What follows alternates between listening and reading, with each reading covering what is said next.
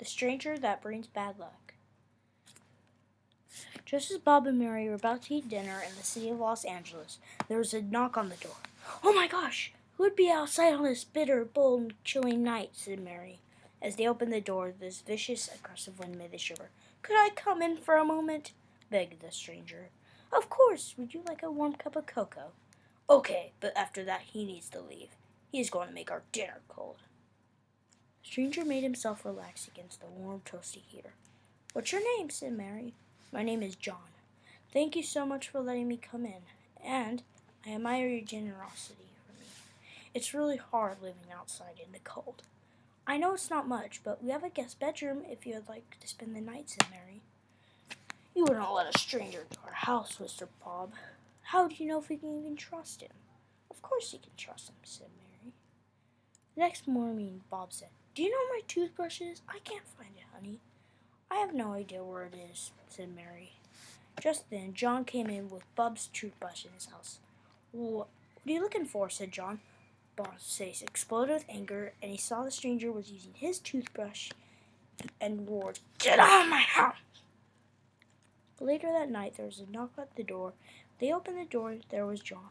Without asking, he came in and asked, "Could I stay the night?" "Not a chance," said Bob.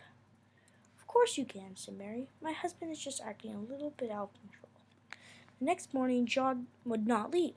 At breakfast, Mary handed him a full jug of orange juice, and John gobbled it right down and gobbled down half and offered it to Bob. "It's yours now," snarled Bob.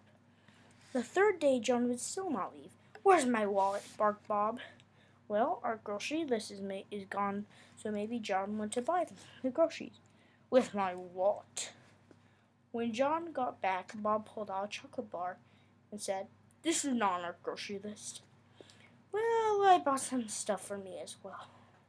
Bob's face exploded with red, and the way looked like he was slapped in the face. "If you ever waste my money again, you will regret it."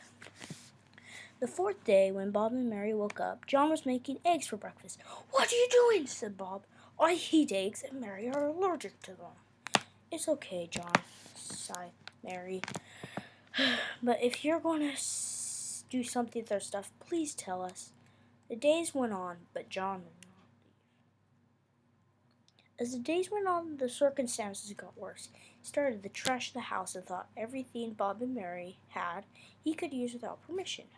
Bob got angrier, and Mary had been annoyed easier. It was clear that neither one of them wanted John in their house. Then it was on the 9th day that things were out of control. Bob and Mary left the house for a couple of hours. On the way home, Bob said, "Do you think leaving John at the house alone is a good idea?" "I hope so," sighed Mary. When they got home, they were surprised to find that John was not the only one in the house. In fact, there were a dozen of people in the living room watching TV.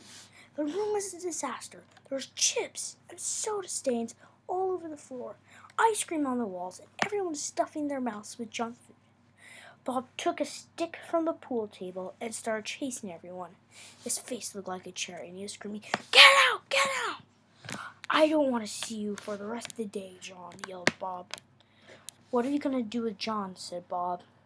First, it was small things like using our stuff, but as the day went on, he has been starting to trash the house, and today was the worst," sighed Mary.